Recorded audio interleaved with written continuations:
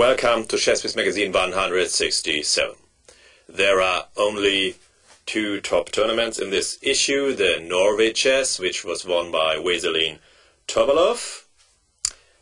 Hikaru Nakamura annotated his game against Levon Aronian, where he won convincingly, and he had many detailed annotations. Unfortunately, I had to delete them almost all due to the space limitations of this video format. And Daniel King has selected important moments from every day, so don't miss his videos, which are all on the DVD. Okay, here Nakamura was to move with black and shows the original plan h5 to start direct play on the king side in creative style. Then I jump a bit ahead to a very critical moment here in the 19th move, how to defend with white. Here Aronian should have chosen queen b1 to reduce black's pressure, possibly by queen exchange, and to remove out of this dangerous d file. Then it might still be almost equal. While in the game, after rook c1, Nakamura's initiative became too strong very quickly, because now he had knight e5, and maybe Aronian miscalculated here.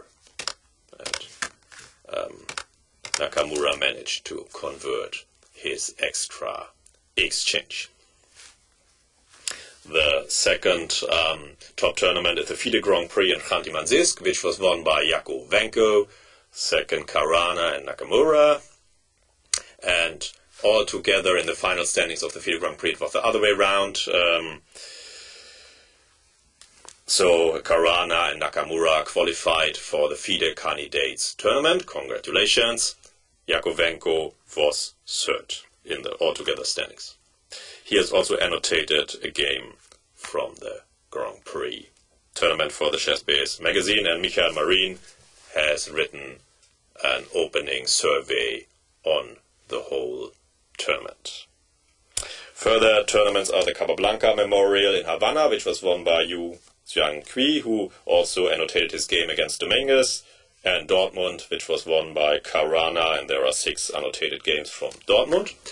I want to mention additionally Vailly against Busan Bautista from Danshu tournament, which was annotated by Sagar Shah. And here, Vailly really won an amazing style in this typical Sicilian position, starting with f5.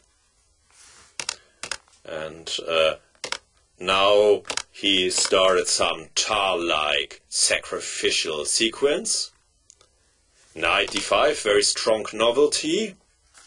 And after knight takes d5, the powerful shot, rook takes f7, hit Busan Bautista, and Vailly won in brilliant fashion.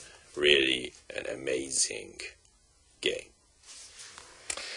There are 14 opening surveys and videos, and one video I want to mention as it is very special, because Sergei Tifyakov has refuted his own queen d6 Scandinavian and put it down on video for you, so don't miss that one. How to beat Sergei Tifyakov's own main pet weapon, the queen d6 Scandinavian. From the opening surveys I want to mention 3 especially. The first by Emanuel Burke, who looks at a black weapon against the c3 Sicilian, d5, and now not taking back with the queen, which of course is a normal main line, but knight f6. Much more aggressive and competitive spirit. Black doesn't want to take with the queen, but with the knight on d5. And then black could already be slightly better, but of course first it's white to move, and white has many options, bishop b5, c4, knight f3, whatever. Burke looks at them all in detail. I can't here. I concentrate on queen a4 check. Then Burke looks at knight d7 or bishop d7, of course. Knight b7. Bishop d7, it's very tame. Then, I don't know, then maybe somehow the opening has lost the big point. It can be played, of course, Burke says it's equal. Yeah. But yeah, who knows, maybe white is very slightly better, I don't know, but it also does not matter too much. So this is a way to go. You can play it with black. It is safe and solid, but not so creative, aggressive and entertaining. And if you want to do that, then knight b7 might be your option, as in Howell Ivanisevic.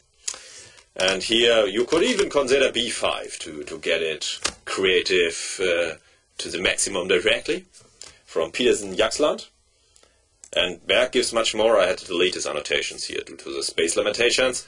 And the alternative would be e6, and even here we can see directly that this goes to non-standard structures.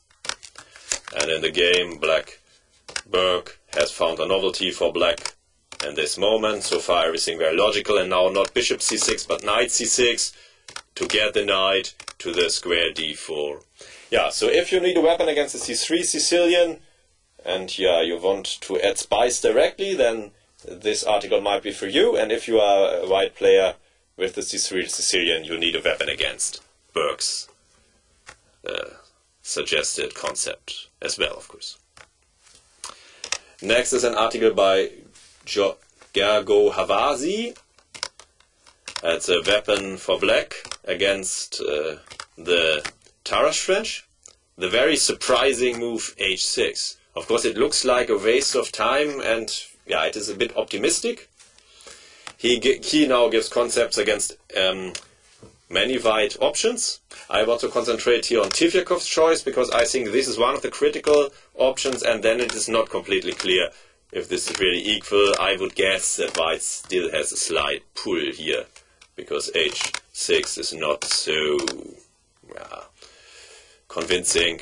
And this is Tivyakov, Gong, Qian Yun, and white should be slightly better. This is the reason why Havarti advocates bishop d6 here. And in the game, also bishop d6 was played, check, and bishop e7.